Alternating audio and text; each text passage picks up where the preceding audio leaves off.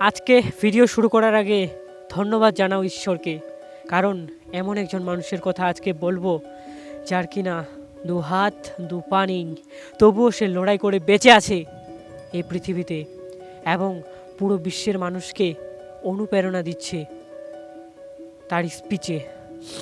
হ্যাঁ, নিক ভুজিসিক। সে জন্ম থেকেই তার দু হাত পা নেই, দু হাত দু পা নেই। তার মা তাকে কোলে নিতে অস্বীকার করেছিল।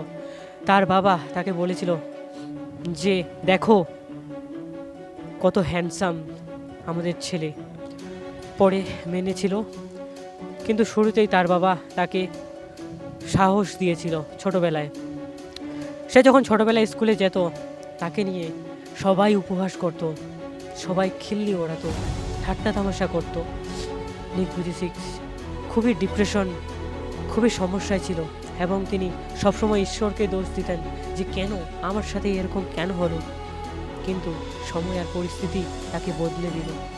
সে হয়ে উঠল motivation speaker, world famous motivation speaker. নিক ভুজিসিক আজ হাজার হাজার মানুষের অনুপ্রেরণা। তিনি বলেন যে তুমি যদি অলৌকিক কিছু খুঁজে না পাও তাহলে নিজেই অলৌকিক হয়ে ওঠো। বাই।